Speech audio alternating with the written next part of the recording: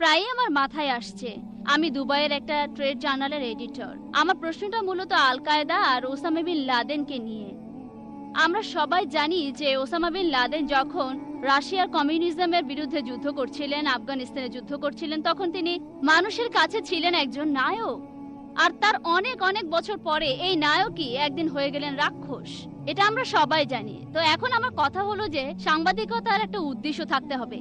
আমরা বিভিন্ন রিপোর্ট মানুষের সামনে তুলে ধরবো, যে রিপোর্ট করার সময় সাংবাদিকদের কোনো উপসংহার টানা বা মন্তব্য করা উচিত না। আর পশ্চিমা মিডিয়া তারা বিভিন্ন নিয়ম বানাচ্ছে আর নিজেরাই সে নিয়ম ভাঙছে। এখনকার দিনে এটাই ঘটছে। আর আপনি এতক্ষণ যে লেকচার দিয়েছেন সেখানেও একই কথা বলেছেন, তারা ইচ্ছা মতো নিয়ম বানাচ্ছে আর ভাঙছে। আমরা মুসলিমরা কিভাবে পৃথিবীর মানুষকে এই ঘটনাগুলো জানাতে পারি? আপনাকে আমি উদাহরণ হিসেবে বলি, পৃথিবীতে যত হিংসাত্মক ঘটনা ঘটছে তারা বলছে এগুলোর জন্য দায়ী আল কায়দা। আর এখন অনেক রাষ্ট্র থেকেও কথা বলা হচ্ছে যে অমুক অমুক ঘটনা ঘটেছে, দায়ী হলো আল কায়দা। আমরা শান্তিপ্রিয় মুসলিমরা কিভাবে এসব মন্তব্যে প্রতিবাদ করতে পারি? আমি আবারও সাংবাদিকতার নিয়ম কানুনের কথা বলছি। একটা ঘটনা ঘটেছে আর মন্তব্য করা হচ্ছে, এই দুটো আলাদা থাকা উচিত। কিন্তু তারা ঘটনা মন্তব্য একসাথে করেই আমাদের দেখাচ্ছে। তারা আসলে পৃথিবীর সব মানুষকে বিশ্বাস করাতে চায় যে ইসলাম আসলে একটা সন্ত্রাসী ধর্ম। এ ব্যাপারে কোনো হাদিস কি আছে অথবা অন্য কিছু যেটা আমাদের সঠিক পথে পরিচালিত করবে? বোন খুব সুন্দর প্রশ্ন করেছেন, আর তিনি সাংবাদিকতা পেশায় আছেন। তিনি বললেন যে যখন ওসামা বিন লাদেন রাশিয়ার সাথে যুদ্ধ করছিল তিনি তখন হিরো, আর ওসামা বিন লাদেনকে আমেরিকায় তৈরি করেছে। পরে যখন সে আমেরিকার বিরুদ্ধে গেল তখন তাকে বলা হলো সন্ত্রাসী। আর বোন ঠিকই বলেছেন যে সাংবাদিকতার একটা উদ্দেশ্য থাকতে হবে। সাংবাদিকদের কোনো মন্তব্য করা উচিত নয়, যেগুলো করে থাকেন সাধারণত রাজনৈতিক নেতারা, সাংবাদিকরা নয়। এটাই হচ্ছে নিয়ম।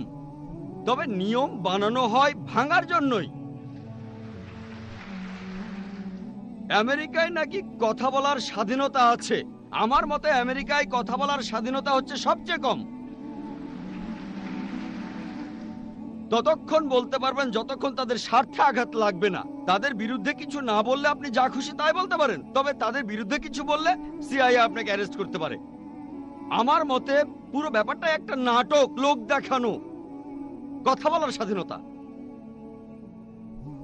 আপনার প্রশ্নে আসি, আমরা কিভাবে জবাব দেব ওসামা বিন লাদেন সম্পর্কে, আর কোন হাদিস আছে কিনা ইত্যাদি। এই প্রশ্নটা আমাকে করা হয়েছিল অস্ট্রেলিয়ায় কয়েক বছর আগে। পার্থে আমেরিকার কনসাল জেনারেল আমাকে এই প্রশ্নটা করেছিল। আমার লেকচারের টপিক ছিল টেররিজম অ্যান্ড জিহাদ। তিনি প্রশ্ন করলেন, ভাই জাকির, আপনি কি মানেন যে ওসামা বিন লাদেন একজন টেররিস্ট? এটাই প্রথম প্রশ্ন।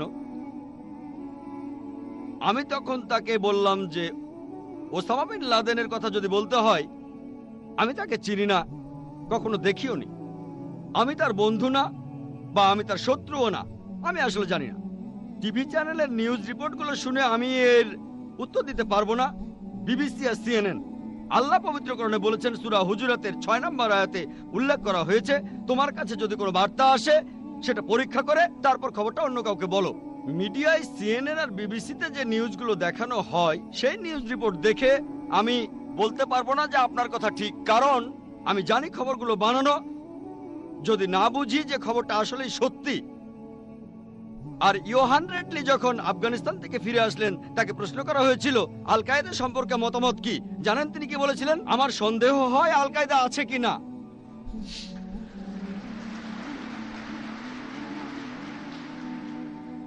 তাহলে সিএনএন আর বিবিসিতে প্রচারিত নিউজ রিপোর্টগুলোর উপর নির্ভর করে আমি এর উত্তর দিতে পারবো না। আল্লাহ জানে আসল ঘটনা কি। তবে সিএনএন কে কন্ট্রোল করে আমেরিকা। সেখানে জানতে পারি যে তারা হাজার হাজার আফগানিকে হত্যা করেছে, ইরাকে আক্রমণ করেছে। এই চ্যানেলগুলোই বলে। এই চ্যানেলের মালিক যারা, তারাই যখন এগুলো বলছে আর গর্ব করছে, তাহলে এই খবরটা নিশ্চিত। তাহলে যদি বলেন কে 1 নম্বর টেররিস্ট, আমার মতে জর্জ বুশ। এই কথাটা পরের দিন পেপারে হেডলাইনে আসলো যে ডক্টর জাকির নায়েক বলেছেন তিনি একজন মৌলবাদী আর জর্জ বুশ 1 নম্বরের টেররিস্ট। অস্ট্রেলিয়ার নিউজ পেপারে হেডলাইন হয়েছিল। জানেন, কিছুদিন আগে একটা সার্ভে করা হয়েছিল, আমেরিকার শিকাগোতে একটা সার্ভে করা হয়েছিল। আর সেই সার্ভেটাতে টেরোরিস্ট হিসেবে নাম দেওয়া হয়েছিল 3 জনের। 3 জন, 1 নম্বর ওসামা বিন লাদেন, 2 নম্বর সাদ্দাম হোসেন, 3 নম্বর জর্জ বুশ। আর এই সার্ভেটা শিকাগোর বিভিন্ন শহরের লোকজনের উপর করা হয়েছিল। যে আপনাদের কি মনে হয়, মুসলিম অমুসলিম সবাই, অমুসলিমরাও, আপনারা কাকে 1 নম্বর টেররিস্ট মনে করেন? আর উত্তরগুলো সব একই, উত্তরগুলো একই রকম। সবাই বলছে জর্জ বুশ। সবচেয়ে কম ছিল 74%। 74% লোক বলেছে জর্জ বুশ 1 নম্বর টেররিস্ট। আর সবচেয়ে বেশি 78% বলেছে যে তাদের মতে জর্জ বুশ 1 নম্বর টেররিস্ট, আমি না। তবে লোকজন আসলে এসব কথা বলতে চায় না, মানুষ এসব কথা বলতে ভয় পায়। একটা হাদিস আছে, আমাদের প্রিয় নবীজি সাল্লাল্লাহু আলাইহি সাল্লাম বলেছেন, যদি কোনো রকম অন্যায় হতে দেখো, হাত দিয়ে সেটা থামাও। যদি হাত দিয়ে থামাতে না পারো, তবে মুখ দিয়ে থামাও। যদি মুখ দিয়েও থামাতে না পারো, তখন তুমি মনে মনে অভিশাপ দাও তাকে, আর তখন তুমি হবে সবচেয়ে নিচু স্তরের মুমিন। তাই আমি স্পষ্ট করে বলি, আমি সত্য কথা বলি, আল্লাহ কিছু মানুষকে হাত দিয়ে থামানোর সামর্থ্য দিয়েছেন, কিন্তু তারা না থামালে আল্লাহ তাকে প্রশ্ন করবেন। আল্লাহ অন্তত কথা বলার সামর্থ্য দিয়েছেন, তাই আমি কথা বলে যাচ্ছি। একথা আমি ইংল্যান্ডেও বলেছি, সেখানকার পুলিশ চিফের সামনে, সেখানকার মেয়রের সামনে, আমেরিকায় বলেছি, অস্ট্রেলিয়ায় বলেছি, মালয়েশিয়ায় বলেছি।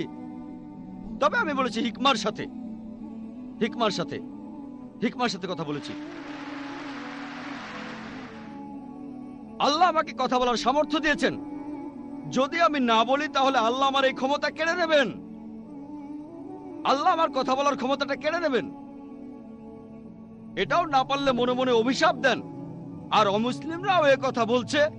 জাকির নায়েকের কথা বাদ দাও, আমেরিকার বেশিরভাগ অমুসলিমরাই ইউনিভার্সিটি অফ শিকাগোর একটা সার্ভে রিপোর্ট অনুযায়ী আমেরিকাতেই তারাই বলছে জর্জ বুশ 1 নম্বর টেররিস্ট। আপনারা যদি ইন্টারনেটে যান, এমন কথাও দেখবেন, আমি বলছি না সেটা ঠিক না ভুল। তারা বলছে যে 11ই সেপ্টেম্বরে সেই দুর্ঘটনা ভেতরের কেউ ঘটিয়েছিল। আর কয়েকজন তো বলছে জর্জ বুশ নিজেই এই কাজটা করেছে। এবার আমি বলি, মুসলিমরা কিভাবে জবাব দেবে? লন্ডনের সেই 7ই জুলাইয়ের বোমা বিস্ফোরণের পর কি হয়েছিল? আমেরিকার প্রায় বেশিরভাগ মুসলিমরা এক জায়গায় হয়ে নিন্দা করলেন, ইংল্যান্ডও তাই। ইংল্যান্ডে একই ঘটনা, তাদের নাম বলছি না, আমি তাদের অনেককে চিনি। তারা নিন্দা করলেন যা ঘটেছে 11ই সেপ্টেম্বর নিউ ইয়র্কে, এটা হারাম, এটা ভুল, আমরা নিন্দা করছি। 7ই জুলাই যা ঘটেছে লন্ডনে, 50 জনেরও বেশি লোক মারা গেছে। 11ই সেপ্টেম্বরে 3000-এরও বেশি লোক মারা গেছে, আমরা নিন্দা করছি। Full stop. আর তারা যা বলছে ঠিক কথাই বলেছে, আমি একমত। পবিত্র কোরআনের সূরা মাইদার 32 নম্বর আয়াতে উল্লেখ করা হয়েছে, যদি কেউ অন্য কোনো ব্যক্তিকে হত্যা করে, সেটা যদি হত্যার অপরাধ বা কোনো ধ্বংসাত্মক কাজের অপরাধ না হয়, তাহলে সে যেন পুরো মানুষ জাতিকে হত্যা করলো। আমিও এই কাজে নিন্দা করি। যদি 11ই সেপ্টেম্বরে 3000-এরও বেশি নিরীহ মানুষ মারা যায়, সেটাকে নিন্দা করাই উচিত। লন্ডনে 50 জনেরও বেশি নিরীহ মানুষ মারা যাওয়াটাও নিন্দনীয়। তবে এখানেই থেমে যাওয়া যাবে না, এটারও নিন্দা করব যে আফগানিস্তানে হাজার হাজার নিরীহ মানুষ মারা গেছে, এটাও নিন্দনীয়। ইরাকে যে হাজার হাজার নিরীহ মানুষ মারা গেছে, সেটাও নিন্দনীয়। বসনিয়ায় যে হাজারো মানুষকে হত্যা করা হয়েছে, সেটাও নিন্দা করব আমরা। প্যালেস্টাইনে যে হাজারো মানুষকে মারা হচ্ছে, সেটাকেও নিন্দা করতে হবে। আমরা ভয় পাবো কেন? তবে আমেরিকার প্রশ্ন করলে তারা বলে, না আসলে আমেরিকা দেশটা একটু আলাদা, যদি বেশি কথা বলি তাহলে সমস্যায় পড়ে যাব। আমি বললাম, কেন? আমেরিকা তো সেই দেশ যেখানে কথা বলার স্বাধীনতা আছে। তাহলে ভয় পাচ্ছেন কেন? আমি ইন্ডিয়ান লেকচার দিয়েছি। যারা বোম্বে সম্পর্কে জানেন, বোম্বের পরিবেশ পরিস্থিতি ভালো না। আমেরিকা আর ইংল্যান্ডে তাও কিছু কথা বলার স্বাধীনতা আছে। লোকজন আমাকে বলে, ভাই জাকির, কেউ আপনাকে হুমকি দেয় না? এটা আমার পেশার নিত্য সঙ্গী, এগুলো আমার পেশার নিত্য সঙ্গী। আমাদের নবীজিকেও কি হুমকি দেওয়া হতো না? আমরা তো নবীজির পথ অনুসরণ করছি। আল্লাহ তাআলা আমাদের রক্ষা করবেন। তবে যখন কথা বলবো তখন হিকমার সাথে বলবো। তাহলে যখন কথা বলবো তখন বলবো যে নিরীহ মানুষকে হত্যা করা নিন্দনীয়। আমরা মানি যে 11ই সেপ্টেম্বর যে 3000-এর বেশি মানুষ মারা গেল, সেটা অন্যায়। আমরা মানি যে লন্ডনে যা ঘটেছে সেটা অন্যায়। তবে অন্য সব অন্যায়গুলোরও প্রতিবাদ করতে হবে।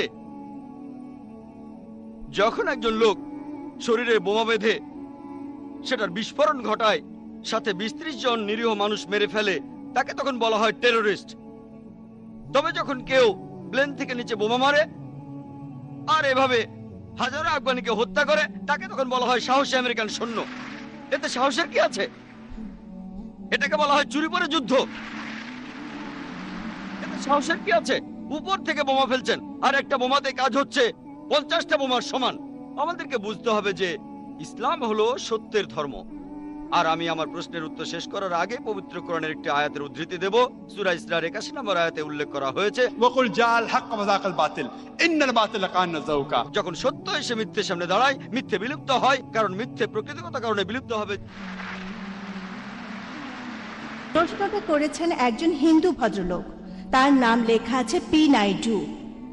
তিনি বলেছেন মুসলিমরা মানুষ জাতির আশীর্বাদ, এখানে অমুসলিমদের কি হবে যারা জন্ম থেকেই মুসলিম নয়?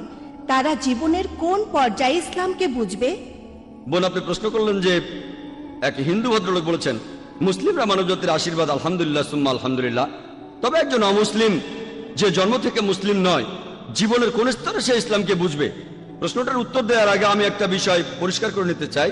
আমাদের নবীজি মুহাম্মদ সাল্লাল্লাহু আলাইহি সাল্লাম বলেছেন প্রত্যেক শিশুই দীনুল ফিতর নিয়ে জন্ম নেয়। দীনুল ফিতর অর্থাৎ আল্লাহর ধর্ম। প্রত্যেকটা শিশু মুসলিম হয়ে জন্মায়, পরবর্তীতে তাকে প্রভাবিত করে বাবা মা, গুরুজনেরা, শিক্ষকেরা। সে তখন শুরু করে মূর্তি পূজা, অগ্নি পূজা, এভাবে সে অমুসলিম হয়ে যায়। সেজন্য ইসলাম ধর্ম অনুযায়ী প্রত্যেক শিশু মুসলিম হয়ে জন্মায়, অর্থাৎ আল্লাহর কাছে সে আত্মসমর্পণ করে। পরবর্তীতে তার পরিবেশের প্রভাবে সে অমুসলিম হয়ে যেতে পারে। তাই কোনো অমুসলিম যখন ইসলাম গ্রহণ করে, এখানে শব্দটা আসলে কনভার্ট হবে না। কনভার্ট মানে হলো এক পথ থেকে আরেক পথে যাওয়া, বা এক বিশ্বাস থেকে আরেক বিশ্বাসে। এখানে সঠিক শব্দটা হবে রিভার্ট। রিভার্ট মানে সে আসলে মুসলিম ছিল, পরে অমুসলিম হয়ে গিয়েছিল, তারপর আবারও ইসলামের পথে ফিরে এসেছে। তাই সঠিক শব্দটা হলো রিভার্ট। তাহলে প্রত্যেক মানুষই জন্মায় নিষ্পাপ হয়ে, সে মুসলিম হিসেবে জন্মায়, পরবর্তীতে সে ভুল পথে চলে যায়। এবার প্রশ্নটাতে আসি, যারা অমুসলিম হয়ে যায় তারা কিন্তু অমুসলিম হয়ে জন্মায় না। প্রত্যেক মানুষই মুসলিম হয়ে জন্মায়। যারা তাদের বাবা মা, পরিবেশের প্রভাবে অমুসলিম হয়ে যায়, জীবনের কোন সময়ে তারা ইসলামকে বুঝতে পারবে? এক এক মানুষ এক এক সময়ে এটা বুঝতে পারে। যেমন একজন মুসলিম হিসেবে জন্মালো, সে যদি মুসলিম পরিবারে জন্মায় তাহলে হয়তো প্রথম দিন থেকেই বুঝতে পারবে। আবার মুসলিম পরিবারে জন্মানোর পরও অনেকে সেটা বুঝতে পারে না, হয়তো পরে বুঝতে পারবে। কেউ হয়তো প্রথম দিন থেকে বুঝবে, কেউ 1 বছর পরে, 2 বছর পরে, 5 বছর, 10 বছর, কত সময় লাগবে আল্লাহ জানেন। কিছু মানুষ অমুসলিম পরিবারে জন্মায়, সেখানে সে বড় হয়। তারা হয়তো একেবারে ছেলেবেলায় বুঝতে পারে, স্কুলে পড়ার সময়, কলেজে পড়ার সময় হতে পারে। আসলে এক একজন মানুষ এটা এক এক সময়ে বুঝতে পারে। তবে কোন মুসলিম সে অমুসলিমকে বোঝাক বা না বোঝাক, আল্লাহ পবিত্র কোরআনে বলেছেন, সূরা ফুসিলাতের 53 নম্বর আয়াতে উল্লেখ করা হয়েছে, سنوريهم آياتنا في الآفاق وفي أنفسهم حتى يتبين لهم أنه الحق। আমি তোমাদের জন্য আমার নিদর্শনগুলো প্রকাশ করব এই বিশ্বজগতে এবং তাদের নিজেদের মধ্যে, যতক্ষণ না তাদের কাছে পরিষ্কার হবে এটাই সত্যি। তাহলে কোন মুসলিম সেই অমুসলিমকে বোঝাক বা না বোঝাক, আল্লাহ সুবহানাহু ওয়া তাআলা এই কথাটা স্পষ্ট করে বলেছেন, তিনি নিদর্শনগুলি প্রকাশ করবেন এই বিশ্বজগতে যতক্ষণ না সেটা মানুষের কাছে পরিষ্কার হবে। আমি কোনো কথা বললে একজন অমুসলিম নাও বুঝতে পারে, আল্লাহ যখন কিছু বলেন তখন এটা নিশ্চিত করেন যে সেটা অমুসলিমরা পরিষ্কারভাবে বুঝতে পারবে, যতক্ষণ না সে বুঝতে পারে যে এটাই হলো সত্যি, এটাই হলো হক। পরবর্তীতে এই সত্যটা বোঝার পরে সে মানতেও পারে, নাও মানতে পারে। এর কারণটা ব্যক্তিগত কারণে মানতেও পারে, নাও মানতে পারে। তবে মারা যাওয়ার আগে ইনশাআল্লাহ আল্লাহ তাকে নিদর্শন দেখাবেন। এখন কবে কখন আল্লাহ ভালো জানেন, তবে মারা যাওয়ার আগে আর রোজ কিয়ামতের দিন পবিত্র কোরআন আমাদের বলছে যে যারা ইসলামকে প্রত্যাখ্যান করে তারা কখনো আল্লাহর কাছে অভিযোগ করতে পারবে না যে আমি কোনো নিদর্শন পাইনি, কেন আমাকে জাহান্নামে পাঠাচ্ছেন। তারা শুধু বলবে আমাদের ক্ষমা করে দেন, আমরা ভুল করেছি। কারণ তারা জানে যে তারা নিদর্শন দেখেছে কিন্তু তখন গ্রহণ করেনি। তারা শুধু আল্লাহকে বলবে আমাদের আরেকটা সুযোগ দেন, আল্লাহ তখন বলবেন অনেক দেরি হয়ে গেছে। তাহলে আল্লাহ অবশ্যই তাদের নিদর্শন দেখাবেন তারা মারা যাওয়ার আগে। আশা করি উত্তরটা পেয়েছে। হাই, আমি আরেকটা প্রশ্ন করব।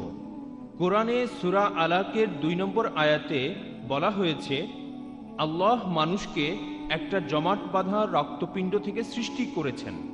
আমি এই কয়েকদিন আগে পবিত্র কোরআনের এই সূরাটার উর্দু অনুবাদটা শুনেছিলাম। সেখানেও বলা হয়েছিল যে রক্তপিণ্ড থেকে মানুষ সৃষ্টি হয়। আমরা এটা জানি, মানে এখন এটা সবাই জানে যে আমরা মানুষ জাতি জন্মাই কোনো রক্তপিণ্ড থেকে না, জন্মাই শুক্র থেকে। আর আমি এরকম একটা অনুবাদও পড়েছি, অন্য আরেকটা আয়াতে আছে পরে আমি এই বিন্দুকে ব্র্যাকেটে শুক্র পরিণত করি রক্তপিণ্ডে, তারপর এই রক্তকে পরিণত করি মাংসপিণ্ডে, মানে রক্তে পরিণত হচ্ছে দ্বিতীয় স্টেজে। আমার মনে হয় না যে এই সময় সেটা রক্তপিণ্ডে পরিণত হয়। আপনি একজন ডাক্তার, হয়তো এটা বুঝিয়ে বলতে পারবেন। শিওর, জ্ঞানীদের জিজ্ঞেস করুন। পবিত্র কোরআনে সূরা নাহলে 43 নম্বর আয়াত এবং সূরা আম্বিয়া 7 নম্বর আয়াতে বলা হয়েছে, ফাসালু আহলে যিকরি ইন কুনতুম লা তা'লামুন, যদি না জানো তবে জ্ঞানীদের জিজ্ঞাসা করো। আমি খুব বেশি কিছু জানি না, তবে এই ব্যাপারগুলো সম্পর্কে জানি আলহামদুলিল্লাহ। আমি বেশি কিছু জানি না, আমি বিভিন্ন ধর্মের একজন ছাত্র আর সামান্য একজন ডাক্তার MBBS। তবে এইসব ব্যাপারে আমি জানি। এই একই যুক্তি দেখিয়েছিলেন ডক্টর উইলিয়াম ক্যাম্বেল। আমি একবার তার সাথে বিতর্ক করেছিলাম। তিনি একজন মেডিকেল ডাক্তার আর কোরআনের বিরুদ্ধে বই লিখে তিনি PhD করেছিলেন। তার বইতে লিখেছেন যে কোরআনে 30টা বৈজ্ঞানিক ভুল আছে। 8 বছরে কোনো মুসলিম উত্তর দেয়নি। আমেরিকার ছাত্ররা আমাকে একটা বিতর্কের জন্য ডাকলো, তারপর আমি আমেরিকার শিকাগোতে গেলাম কয়েক বছর আগে। বিতর্কের বিষয়টা ছিল কোরআন এবং বাইবেল বিজ্ঞানের আলোকে, আর তার একটা যুক্তিও ছিল একই, আপনি যেটা বললেন। কোরআনের যে আয়াতটা প্রথম নাজিল হয়েছিল সূরা আলাক বা সূরা ইকরা 1 ও 2 নম্বর আয়াতে উল্লেখ করা হয়েছে, ইকরা বিসমি রাব্বিকাল্লাযী খালাক খালাকাল ইনসানা মিন আলাক, পাঠ করো তোমার প্রতিপালকের নামে যিনি সৃষ্টি করেছেন। মানুষকে সৃষ্টি করেছেন জমাট বাঁধা রক্তপিণ্ড থেকে। তার মতে কোরআনের এই কথাগুলো হচ্ছে নকল করা। গ্রিকরা এভাবে ভাবতো যে মানুষ তৈরি হয় রক্ত থেকে।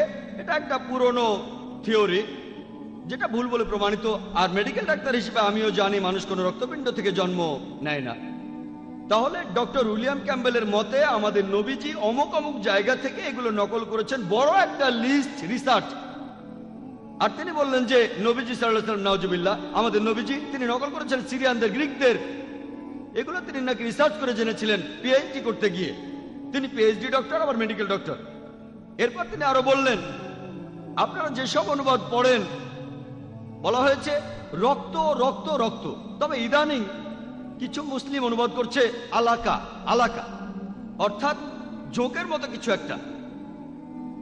তিনি এটা জানতেন, আমি জানতাম না, তিনি জানতেন। তবে তিনি তখন বলেছিলেন আমাদের সেই অর্থটা নিতে হবে। কোরআন নাজিলের সময়ে তখনকার লোকেরা যে অর্থটা বুঝতো, এখনকার সময়ের কোনো অর্থ আমরা নিতে পারি না। কোরআন নাজিলের সময় কোনো মানুষই এটাকে যোগ বলে মনে করেনি, একথা ঠিক। সেজন্য আপনারা আগেকার যে তাফাসিরগুলো পড়বেন সবাই বলছে রক্ত, একথা কেউ বলছে না যে আলাকা হলো জোকের মতো কিছু। আর আমিও একমত। আলাকা শব্দটা 3টি অর্থ আছে, জমাট বাঁধা রক্তপিণ্ড যেটা ঝুলে থাকে, আর জোকের মতো কোনো জিনিস। প্রফেসর কিথমুরকে কোরআনের আয়াতটা দেখানো হয়েছিল মাইক্রোস্কোপে পরীক্ষা করে। তিনি বললেন আমি জানি না এটা জোকের মতো দেখায় কিনা। তিনি মাইক্রোস্কোপ দিয়ে ভ্রূণের প্রাথমিক অবস্থা পর্যবেক্ষণ করলেন, তারপর জোকের একটা ছবির সাথে মিলিয়ে দেখলেন, আর দুটোর মধ্যে মিল দেখে খুবই অবাক হয়েছিলেন। আজকে মেডিকেল সায়েন্স বলছে যে ভ্রূণ দেখতে জোকের মতো, কিন্তু তার যুক্তি ছিল সেই সময়ের যে অর্থটা করা হতো সেটাই নিতে হবে, আজকেরটা না। আর তিনি উদাহরণ দিলেন যে কোরআন বলছে আর বাইবেলও বলছে শূকরের মাংস খেও না, কিন্তু এখন আমেরিকায় শূকর বলতে একজন পুলিশ অফিসারকেও বোঝায়। তাহলে কি বলবেন কোরআন বলছে তোমরা কোনো পুলিশকে খেও না? আর লোকজন সবাই হাসতে লাগলো। উনি কথা বলছিলেন তাই কিছু বলিনি, আমাকে নিয়ম মানতে হবে। তারপর আমি যখন লেকচার দিতে গেলাম তখন বললাম ডক্টর উইলিয়াম ক্যাম্বেল যা বললেন সেই কথাগুলো শুধু পবিত্র বাইবেলের ক্ষেত্রে প্রযোজ্য, কারণ ইনজিল নাজিল হয়েছিল সেই সময় একটা নির্দিষ্ট গোত্রের জন্য। তাই বাইবেলের জন্য সেই সময়ের অর্থটাই নিতে হবে। তবে পবিত্র কোরআন শুধু মুসলিমদের জন্য, আরবদের জন্য বা সেই সময়ের জন্য নাজিল হয়নি। কোরআন নাজিল হয়েছে মানুষ জাতির জন্য, চিরস্থায়ী ধর্ম। তাই এখানে সবগুলো অর্থ নিতে হবে। নাজিল হওয়ার সময় থেকে একেবারে কিয়ামত পর্যন্ত সবগুলো অর্থকে পরীক্ষা করে দেখতে হবে। একটা সঠিক হতে পারে, আবার সবগুলোও সঠিক হতে পারে। আর ডক্টর উইলিয়াম ক্যাম্বেল মরক্কোয় প্র্যাকটিস করেছিলেন, আর তিনি আরবিতে কথাও বলতে পারতেন। তাহলে ডক্টর, মেডিকেল ডক্টর, MD, আমি সামান্য MBBS, তিনি আমার চেয়ে উপরে MD। কোরআনের বিরুদ্ধে বই লিখে PhD করেছেন, আরবিতে কথা বলতে পারেন, আমি কথা বলতে পারি না। আমরা বিতর্ক করেছিলাম। আমি বলেছিলাম আপনি যদি বাইবেলের কথা বলেন ঠিক আছে, বাইবেলের ক্ষেত্রে সে সময় অর্থটা নিতে হবে, কিন্তু কোরআনের ক্ষেত্রে সব অর্থই নিতে হবে। আর এখন যে অর্থটা করা হয় তাতে তার কোনো আপত্তি নেই, কারণ প্রফেসর কিথমুর, যিনি এ ব্যাপারে খুবই বিখ্যাত, ভ্রূণবিদ্যার বিখ্যাত বিশেষজ্ঞ, তিনি বলেছেন, আর তার বইতেও তিনি লিখেছেন যে ভ্রূণ দেখতে জোকের মতো, তাই আপত্তি করা যাচ্ছে না। কিন্তু তিনি এটাও জানতেন যে দ্বিতীয় অর্থটা ঝুলে থাকে। এটা ঝুলে থাকে সেটাও ঠিক, কারণ ভ্রূণ মায়ের পেটের ভেতরে ঝুলে থাকে। একেবারে লেটেস্ট রিসার্চ বলা হয়েছে যে প্রাথমিক অবস্থায় ভ্রূণের ভেতরে রক্ত প্রবাহিত হয় না, তখন রক্তপিণ্ডের মতো দেখায়। তাহলে রক্তপিণ্ড বলাটাও সঠিক, সেটা বিজ্ঞান সেদিন আবিষ্কার করলো। পবিত্র কোরআন আমাদের বলছে যে সৃষ্টি করেছেন রক্তপিণ্ড থেকে, দেখতে সেরকম একটা জমাট বাঁধা রক্তপিণ্ডের মতো। কাজের দিক থেকে ভ্রূণ মায়ের পেটে ঝুলে থাকে, আর আকৃতিতে এটা দেখতে একটা জোকের মতো। তাহলে আলহামদুলিল্লাহ তিনটা অর্থই সঠিক। এমনকি রক্তপিণ্ড সঠিক, যেটা ঝুলে থাকে এই অর্থটাও সঠিক, জোকের মতো সেটা ঠিক। এই প্রশ্নটাও করেছেন একজন অমুসলিম। হেমা খাতার উসমান প্রশ্ন করেছেন, আপনি বললেন মুসলমানদের মাঝে কিছু কুলাঙ্গার আছে যারা খারাপ কাজ করে, মিডিয়াও তাদের তুলে ধরে। এই মুসলিমরা কি ধর্মের নামে এসব কাজ করে মিডিয়াকে সুযোগ দিচ্ছে না? এতে অমুসলিমরাও ভুল বুঝছে। প্রশ্নটা করেছেন একজন অমুসলিম, আর খুবই সুন্দর প্রশ্ন, যে মুসলিমদের মধ্যে বেশ কিছু কুলাঙ্গার আছে, এই কুলাঙ্গাররাই কি মিডিয়াকে ইসলামের নামে মিথ্যে কথা ছড়ানোর সুযোগ করে দিচ্ছে না? এই কুলাঙ্গাররা তো আসলে কোনো মুসলিমই নয়। একজন মুসলিম কখনো এমন ভুল কাজ করবে না। মুসলিম শব্দটার অর্থ হলো যে ব্যক্তি তার নিজের ইচ্ছাকে আল্লাহ তাআলার কাছে সমর্পণ করে। মুসলিমদের মধ্যে এই কুলাঙ্গাররা হচ্ছে আসলে নকল মুসলিম। নাম হতে পারে মোহাম্মদ, জাকির, আব্দুল্লাহ, সুলতান ইত্যাদি ইত্যাদি। নাম দিয়ে আপনি মুসলিম হবেন না, আপনি মুসলিম হবেন কাজ দিয়ে। আল্লাহর কাছে নিজের ইচ্ছাকে সমর্পণ করলেই আপনি মুসলিম হবেন। তাহলে এই লোকগুলো সত্যিকারের মুসলিম নয়, তবে তাদের নামগুলো মুসলিম। তাই মিডিয়াকে সুযোগ দিচ্ছে কি দিচ্ছে না এটা নিয়ে তারা ভাবে না। তারা তো তাদের নিজেদের ধর্ম নিয়েই ভাবে না, তারা নিজেদের ধর্মকে থোড়াই কেয়ার করে, কিন্তু তারা তাদের ধর্মকে নিয়ে ভাবে না। মিডিয়া কি বলছে সেটা নিয়েও তারা ভাবে না। তবে আমি মিডিয়া দোষ দেব, মিডিয়া কেন অল্প কিছু মানুষের কাজকে তুলে ধরছে? যদি মুসলিমদের বেশিরভাগই এসব কাজ করত, তখন ইসলামকে অপবাদ দিলে আমিও আপত্তি করতাম না। তবে তারা অল্প কিছু মানুষকে বেছে নিচ্ছে। চিন্তা করেন, হিটলার ৬০ লক্ষ ইহুদিকে হত্যা করেছিল, এজন্য কি খ্রিস্টান ধর্মকে দায়ী করব? হিটলার যে ৬০ লক্ষ ইহুদিকে মেরেছে, সবাইকে পুড়িয়ে মেরেছে, এজন্য কি আমি খ্রিস্টান ধর্মকে দোষ দিতে পারবো? না, কারণ বাইবেলের কোথাও লেখা নেই যে তোমরা ৬০ লক্ষ ইহুদিকে হত্যা করবে। এমন কিছু বলাটা খুবই ভুল হবে। সেজন্য আমি এইসব কুলাঙ্গারদের চাইতে মিডিয়াকেই বেশি দোষ দেব। প্রত্যেক গোত্রে আপনারা কিছু কুলাঙ্গার খুঁজে পাবেন, আর আমি আমার অনেক লেকচারে এইসব কুলাঙ্গারদের বিরুদ্ধে বলেছি। মিডিয়ার উচিত এমন খবর প্রচার করা যেটা সত্যি, কিন্তু তারা এইসব কুলাঙ্গারদের দেখিয়ে বলতে চায় এরাই হচ্ছে আসল মুসলিম। তারা এভাবে বলতে পারে যে এই মুসলিম চুরি করেছে তারা মাত্র ১ জন, ৫ জন, ১০ জন, আর মুসলিমদের সংখ্যা ১০০ কোটিরও বেশি। এভাবে বললে কোনো সমস্যা নেই। তবে তারা বলতে চায় যে সব মুসলিমই ভুল কাজ করছে। যদি একজন মুসলিম ড্রাগস নিয়ে ধরা পড়ে, মিডিয়া এমন ভাব করবে যেন সব মুসলিমই ড্রাগস নিয়ে ব্যবসা করে যাচ্ছে। মিডিয়ার উচিত হবে সত্য কথা প্রচার করা। আমিও সেটাই চাই। আশা করি উত্তরটা পেয়েছেন। আসসালামু আলাইকুম ভাই জাকির, আমার নাম হেমা। আমি ইসলাম গ্রহণ করেছি। প্রথমেই বলি, আমি দুবাইতে আছি 18 বছর। এই প্রথমবারের মতো কারো কাছে জিহাদের সত্যিকারের অর্থটা শুনলাম। আর আমি বলবো বেশিরভাগ মুসলিমই এটা জানে না। I am sorry. আমার প্রশ্নটা হলো, পবিত্র কোরআনে এমন কোনো সীমারেখার কথা কি বলা হয়েছে যে এই পর্যন্ত যেতে পারবেন যদি আপনি জিহাদ করতে চান? বোন মাশাআল্লাহ, মুসলিম হয়েছেন, শান্তির ধর্ম গ্রহণ করেছেন, আপনাকে স্বাগত, আমার অভিনন্দন। বললেন যে জিহাদের আসল অর্থটা জানতেন না, যেটা আজকে জানলেন, আলহামদুলিল্লাহ। আপনার প্রশ্নটা হচ্ছে যে এমন কোন সীমারেখার কথা কি বলা আছে যে জিহাদ করলে এই পর্যন্ত যেতে পারবেন? বোন, জিহাদের মধ্যে সবচেয়ে শ্রেষ্ঠ জিহাদ হলো নিজের আকাঙ্ক্ষার বিরুদ্ধে জিহাদ, জিহাদ আল নাফস, সর্বোচ্চ লেভেল। আপনি যে কোনো সীমা পর্যন্ত যেতে পারেন যতক্ষণ কোরআন অনুমতি দিচ্ছে। আপনি শরিয়া ভাঙতে পারবেন না। আপনি যে কোনো সীমা পর্যন্ত যেতে পারেন, তবে সেটা ইসলামিক শরিয়া অনুযায়ী হতে হবে। আপনি এখানে ইসলামিক শরিয়ার বাইরে যেতে পারবেন না। তাহলে সর্বশ্রেষ্ঠ জিহাদ হলো নিজের অহমিকার বিরুদ্ধে জিহাদ করা।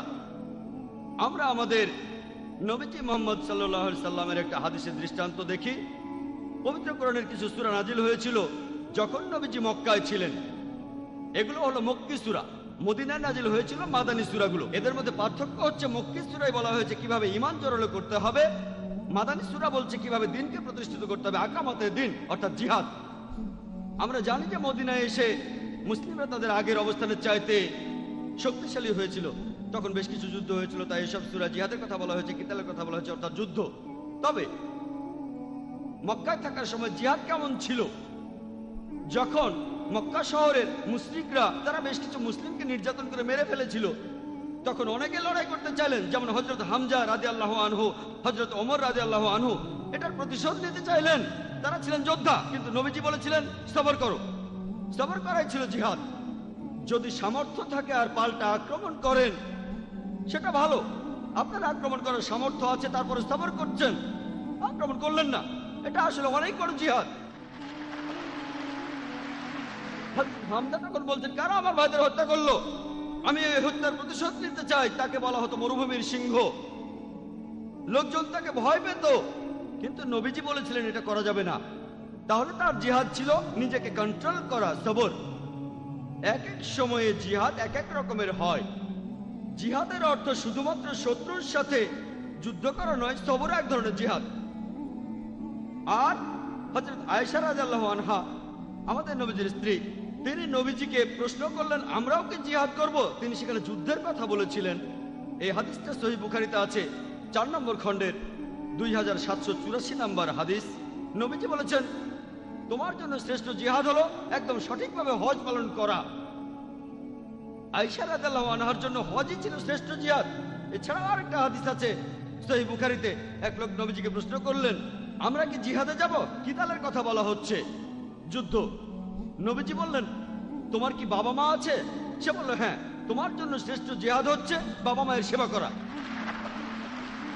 আমাদের পরিস্থিতির উপর নির্ভর করে জিহাদ এক এক সময় এক এক রকম হয়। এছাড়াও সুন্নান নিসাইতে উল্লেখ করা হয়েছে, নবীজি বলেছেন, কোন অত্যাচারী শাসকের বিরুদ্ধে প্রতিবাদ করে কথা বলাই হচ্ছে সর্বশ্রেষ্ঠ জিহাদ। তার মানে এই নয় যে সবার জন্য বাবা মাকে সেবা করাটা সর্বশ্রেষ্ঠ জিহাদ। নবীজি জানতেন যে সেই লোকের বাবা মায়ের সেবা প্রয়োজন। তাহলে পরিস্থিতির উপর নির্ভর করে জিহাদ এক এক সময় এক এক রকম হয়। এখানে আপনি সর্বোচ্চ কত দূর যেতে পারেন, সমস্ত সম্পত্তি উৎসর্গ করতে পারেন, এরকম একটা কিতাল বা জিহাদের সময় নবীজি সাহাবাগণকে বললেন, তোমাদের সম্পদের যতখানি দিতে পারো দান করো কিতালের জন্য। এটাও একটা সহিহ হাদিস। হযরত ওমর রাদিয়াল্লাহু আনহু, তিনি খুব ধনী ছিলেন, তার অনেক সম্পদ ছিল।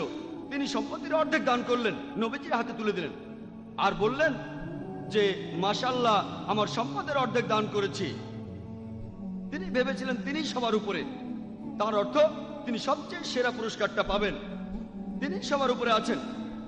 নবীজি তখন বললেন, হযরত আবু বকর রাদিয়াল্লাহু আনহু ইসলামের প্রথম খলিফা, তিনি তার পুরো সম্পত্তি দান করেছেন, তাই তিনি হযরত ওমরের চাইতে বড় পুরস্কার পাবেন।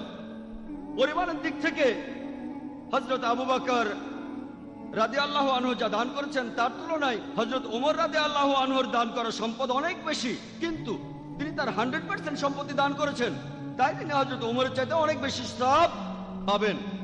আল্লাহ তাদের শান্তিতে রাখুন, যেহেতু পুরো সম্পত্তি দান করেছেন তিনি বড় পুরস্কারটা পাবেন। তাই আল্লাহ শরিয়ায় যে সীমা নির্ধারণ করেছেন সেই সীমা পর্যন্ত যেতে পারবেন যদি জিহাদ করতে চান। আশা করি উত্তরটা পেয়েছেন।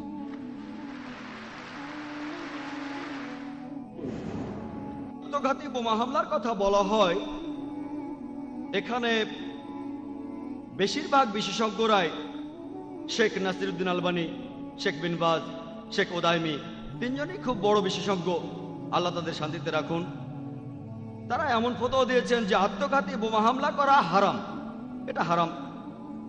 তবে আরো কিছু বিশেষজ্ঞ আছেন, যেমন শেখ সফর আল হাওয়ালি, শেখ সালমান আওদা, তাদের মতামত আলাদা। তবে আমাদের আত্মঘাতী বোমা হামলার ব্যাপারটা বুঝতে হবে। ইসলাম ধর্মে আত্মহত্যা করা হারাম, এ ব্যাপারে কোনো দ্বিধাদ্বন্দ্ব নেই। তবে আত্মঘাতী বোমা হামলার ব্যাপারে বিশেষজ্ঞরা একমত নয়। তাদের মতে আত্মঘাতী শব্দটা এখানে সঠিক নয়, এটা সঠিক শব্দ নয়। আত্মহত্যার ক্ষেত্রে একজন তার জীবন নিয়ে বিরক্ত হয়ে জীবনটা দিয়ে দিতে চায়, আর এখানে তাদের মতে এটা যুদ্ধের একটা কৌশল। এখানে উদ্দেশ্য হলো শত্রুপক্ষের ক্ষতি সাধন করা, আর এটা করতে গিয়ে এই সম্ভাবনাই বেশি তারা মারা যাবে, সেজন্য এটা যুদ্ধের একটা কৌশল। আর অনেক বিশেষজ্ঞ যেমন শেখ সালমান আওদা বলেন এটা সঠিক। তবে এর মানে এই নয় যে একজন মুসলিম ইচ্ছে করলেই শরীরে বোমা বেঁধে হামলা করতে পারে। এসব ক্ষেত্রে সালমান আওদা, সফর হাওয়ালি বলেন এটা হারাম। আমি আগেই বলেছি যে আত্মঘাতী হামলার এই কালচার ইসলাম ধর্মে ছিল না, এটা ইসলামে আগে ছিল না। তবে কিছু মুসলিম আছে প্যালেস্টাইনে অথবা ইরাকে, তারা এমন করেছে। তবে তাদের মতে শেষ উপায় হিসেবেই এমনটা করেছে তারা। এসব জায়গায় অনেক মুসলিমকে হত্যা করা হয়েছে। তখন তারা চেয়েছিল যে আমরা একাই মরবো না, সঙ্গে কিছু লোক নিয়ে আমরা মরবো, আর উদ্দেশ্য হলো শত্রুপক্ষের ক্ষতি করা। কিছু বিশেষজ্ঞ বলেন যুদ্ধের কৌশল হিসেবে করা যেতে পারে। আর আমি আমার লেকচারও বলেছিলাম যে ইরাকে আমেরিকান সৈন্যরা আসার আগে আত্মঘাতী হামলা ছিল না। রবার্ট পেপের কথা অনুযায়ী, তিনি আত্মঘাতী হামলার উপরে বিশেষজ্ঞ। তার মতে বেশিরভাগ আত্মঘাতী হামলার পেছনে কারণটা হলো সামাজিক বা রাজনৈতিক কারণ, সামরিক সরকারের বিরুদ্ধে, দেশ থেকে সামরিক সরকার সরানোর জন্য। তাহলে এই কথাটা বলেছেন রবার্ট পেপ তার লেখা বই ডাইং টু উইনে। তবে আত্মঘাতী হামলাকে যেসব বিশেষজ্ঞ অনুমতি দিয়েছেন তারাও একথা বলেছেন যে এ ব্যাপারে একজন বিশেষজ্ঞ সব নির্দেশ দেবেন, সবকিছু নিয়ন্ত্রণ করবেন, এমন কেউ যিনি ইসলামিক শরিয়া ভালোভাবেই জানেন। নিরীহ মানুষদের হত্যা করতে পারবেন না, ইসলামে এটা হারাম। আর সূরা মাইদার 32 নম্বর আয়াতে এটা উল্লেখ করা আছে। সবকিছু বিবেচনা করে বললে কিছু কিছু ক্ষেত্রে কিছু বিশেষজ্ঞ বলেন যে এটার অনুমতি আছে। আশা করি উত্তরটা পেয়েছেন। আসসালামু আলাইকুম স্যার, আমার নাম মোহাম্মদ ফিদা। আপনার কাছে আমার প্রশ্নটা একজন অমুসলিমকে নিয়ে। আসলে সে একজন নাস্তিক, সে কোনো ধর্মে বিশ্বাস করে না। সে আমাকে একটা প্রশ্ন করেছে যে আল্লাহকে কে সৃষ্টি করেছে? আল্লাহ আমাদের সৃষ্টি করেছেন, আল্লাহকে কে সৃষ্টি করেছে? কিভাবে এই প্রশ্নের উত্তর দেব? ভাই, আপনি প্রশ্ন করলেন যে একজন অমুসলিম নাস্তিক জিজ্ঞেস করেছেন কে আল্লাহকে সৃষ্টি করেছেন। এর উত্তর দিতে গিয়ে এভাবে বলা যায় যে আমার বন্ধু, তার নাম জন, তার ভাই জ্যাক হাসপাতালে ভর্তি হয়েছে। সে আমাকে বলল, জন আমাকে বলল যে আমার ভাই জ্যাক হাসপাতালে ভর্তি হয়েছে আর একটা বাচ্চার জন্ম দিয়েছে। ওই বাচ্চাটা ছেলে নাকি মেয়ে? ছেলে না মেয়ে বলতে পারবেন? আমি আসলে জানি না। আপনি জানেন না? ছেলে না মেয়ে? একজন পুরুষ কিভাবে কোনো বাচ্চার জন্ম দিতে পারে? জ্যাক একজন পুরুষ, সে জনের ভাই, হাসপাতালে ভর্তি হয়েছে, একটা বাচ্চা জন্ম দিয়েছে, ছেলে না মেয়ে? প্রশ্নটাই অযৌক্তিক। একজন পুরুষ বাচ্চা জন্ম দিতে পারে না। একইভাবে ঈশ্বরের কথা যদি বলি, আল্লাহ কেউ তাকে সৃষ্টি করেনি, তাই কে আল্লাহকে সৃষ্টি করেছে এই প্রশ্নটাই অযৌক্তিক। যদি আমি বলি যে অমুক লোক আল্লাহকে সৃষ্টি করেছে, সে তাহলে আল্লাহ নয়। ও আলাম ইয়াকুল্লাহু কুফুয়ান আহাদ, তার সমতুল্য কেউ নাই। তাই আল্লাহ তাআলার সংজ্ঞা হলো তাকে কেউ সৃষ্টি করেনি। তাই কে আল্লাহকে সৃষ্টি করেছে এই প্রশ্নটাই অযৌক্তিক। যখনই আল্লাহকে সৃষ্টি করার কথা বলছি, সে তখন আর আল্লাহ হবে না। আল্লাহ তাআলাকে কেউ সৃষ্টি করেনি, তিনি এই বিশ্বজগৎ সৃষ্টি করেছেন, আমরা তার উপর নির্ভরশীল, তিনি কোনো কিছুর উপর নির্ভর করেন না। এখন একজন নাস্তিককে কিভাবে বোঝাবেন? আপনি আমার ভিডিও ক্যাসেট দেখতে পারেন, is the Quran God's word. এই প্রশ্নের উত্তরটা পাবেন। এছাড়াও জানবেন কিভাবে একজন নাস্তিককে বোঝাতে হবে। এই ভিডিওটা থেকে আপনি বিস্তারিত জানতে পারবেন একজন নাস্তিককে কিভাবে বোঝাবেন। এবারের প্রশ্ন স্লিপে এখনকার মিডিয়া 11ই সেপ্টেম্বর নিয়ে মুসলিমদের বিরুদ্ধে কি কোনো ভূমিকা পালন করেছে? ভাই প্রশ্ন করেছেন এখনকার মিডিয়া 11ই সেপ্টেম্বর নিয়ে মুসলিমদের বিরুদ্ধে কোনো ভূমিকা পালন করছে কিনা। এটা গোপনীয় কিছু না। মিডিয়া আমাদের বলছে যে আনুমানিক 13 জন আরব দেশীয় লোক, তারা একটা প্লেন নিয়ে ওয়ার্ল্ড ট্রেড সেন্টার ক্র্যাশ করেছিল। এটা কিভাবে জানলো? তারা সেখানে একটা পাসপোর্ট পেয়েছিল। চিন্তা করেন, 2000 ডিগ্রির তাপমাত্রা। কৌতুক করে বলা হয়েছিল যে এখন থেকে আমেরিকার সৈন্যদের ইউনিফর্ম বানানো হবে সেই পাসপোর্ট দিয়ে। সব উড়ে গেল, শুধু পাসপোর্টটাই থেকে গেল। খবরে বলা হলো এই মুসলিম আরবরা তারা সেই প্লেনে ওঠার আগের দিন মদের দোকানে গিয়ে মদ খেয়েছিল। চিন্তা করেন, তারা পরের দিনই মারা যাবে। তারা সবাই সে কথা জানে, আর তারা মদের দোকানে গেল মুসলিম হওয়ার পর। তারা এইসব ইনফরমেশন কোত্থেকে পায়? এটা পরিষ্কারভাবে অপবাদ দেয়া। এটা কে করেছে? ওসামা বিন লাদেন করেছে। চিন্তা করেন, সিআইএ তারা বছরে কয়েকশো কোটি ডলার খরচ করে। পেন্টাগনের উপরে একটা পাখিও নজরদারি ছাড়া ওড়ে না। সেখানে একটা পাখিও নজরদারি ছাড়া ওড়ে না, আর একটা প্লেন এসে সোজা পেন্টাগনে ক্র্যাশ করলো। এরপরে অনেকগুলো থিওরি বলা হয়েছে। এগুলোকে থিওরি বলছি কারণ এগুলো প্রমাণিত নয়। তাহলে কিভাবে হয়েছে? বিশেষজ্ঞরা পরে পেন্টাগনে পরীক্ষা করে বলেছেন এই বিস্ফোরণটা কোনো এরোপ্লেনের পক্ষে করা সম্ভব না। এইসব খবরের উদ্দেশ্য ছিল মুসলিমদের নামে অপবাদ দেয়া। মিডিয়া ইসলামের বিরুদ্ধে এইসব প্রচার করছে। আর এছাড়াও কয়েকটা থিওরি এমন বলছে এই কাজটা ভেতরের কেউ করেছে। যেভাবে ওয়ার্ল্ড ট্রেড সেন্টার ভেঙে পড়েছে সেটা প্লেনের আঘাতে হতে পারে না, ভেতর থেকে কেউ করেছে, আল্লাহ জানেন।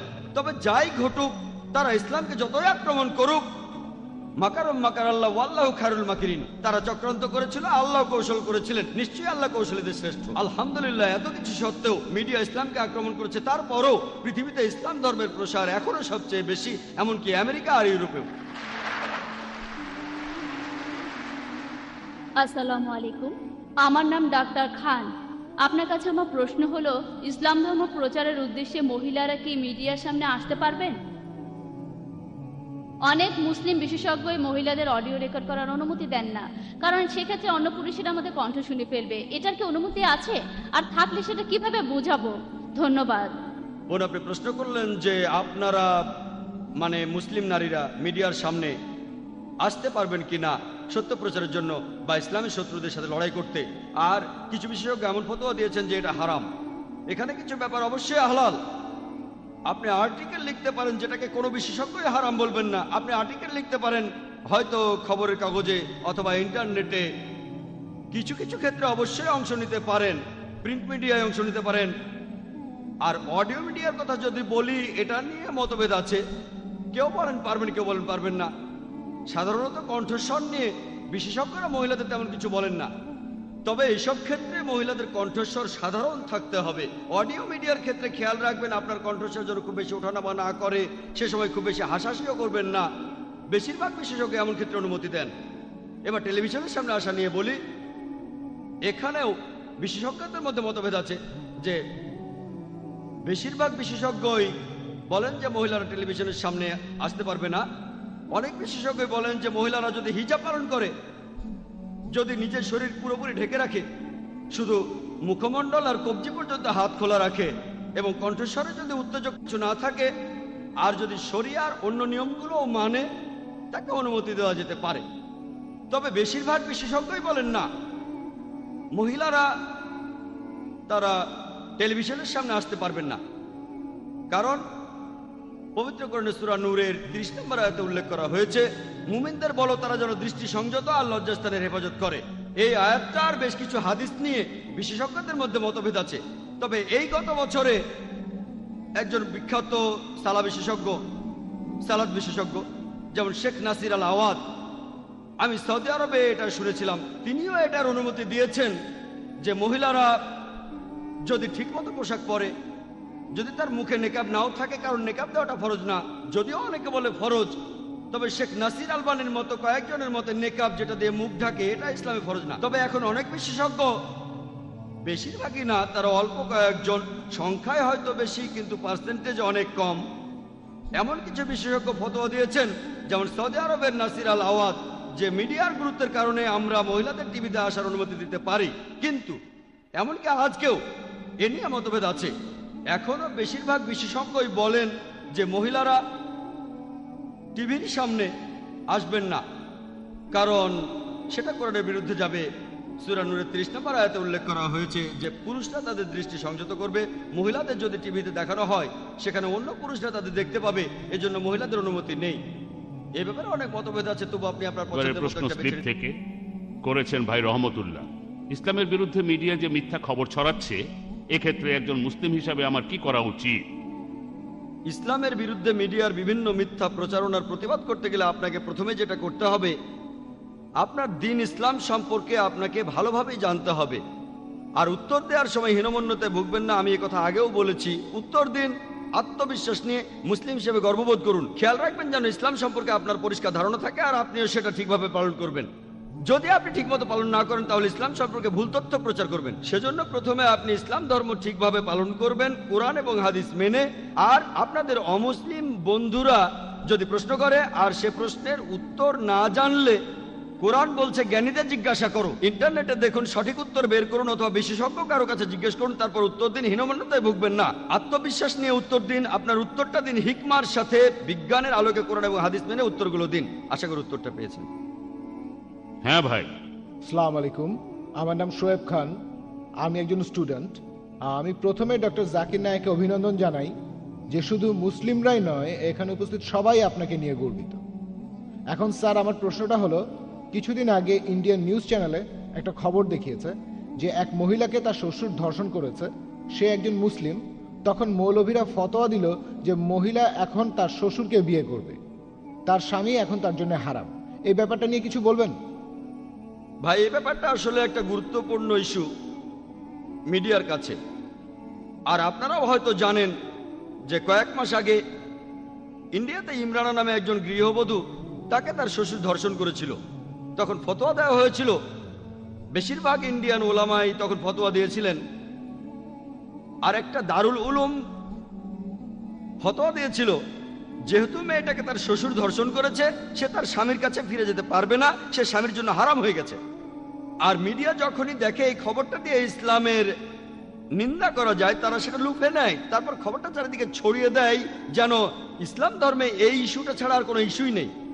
আর ইন্ডিয়ান প্রেস তারা কি করেছে, বেশিরভাগ চ্যানেলে খবরটা দেখানো হয়েছে যে ইসলাম ধর্মের উলামা, শিউখ আর মাওলানা তারা বলে একটা মেয়েকে তার শ্বশুর ধর্ষণ করেছে, সে একজন ভিকটিম। কিন্তু ইসলাম ধর্ম কি বলছে? ইসলাম তাকে সাহায্য না করে উল্টো আরো তার নামে বলছে যে মেয়েটা স্বামীর কাছে যেতে পারবে না, সে স্বামীর জন্য হারাম। আর মিডিয়া তারপর এই খবরটাকে চারিদিকে ছড়িয়ে দিচ্ছে, এমনকি আজকেও ছড়াচ্ছে। তবে আমি সবসময় বলি, যদি আপনি মিডিয়ার সামনে কথা বলতে না জানেন, আপনাকে ট্রেনিং নিতে হবে। আর এই ঘটনার কয়েক সপ্তাহ পরেই অন্য কয়েকজন মুসলিম বিশেষজ্ঞ বললেন, না না না, মেয়েটা তার স্বামীর জন্য হারাম নয়, সে স্বামীর কাছে ফিরে যেতে পারবে। যারা ফতোয়া দিয়েছে যে মেয়েটার জন্য তার স্বামী হারাম, তারা ভুল বলেছে। তারপর তারা অমুসলিমদের সামনে এই নিয়ে তর্কযুদ্ধ শুরু করে দিল। আমরা এইভাবে আমাদের দুর্বলতাগুলো অন্যদের সামনে তুলে ধরছি। মজার ব্যাপারটা হচ্ছে, বিশেষজ্ঞদের এই দুটো দলই তাদের ফতোয়া দেওয়ার জন্য পবিত্র কোরআনের একই আয়াতের উদ্ধৃতি দিয়েছে। যারা ফতোয়া দিয়েছে যে মেয়েটা হারাম তার স্বামীর জন্য, তারা সূরা নিসার একটি আয়াতের উদ্ধৃতি দিয়েছে। সূরা নিসার 22 নম্বর আয়াতে বলা হয়েছে যে নারীদের মধ্যে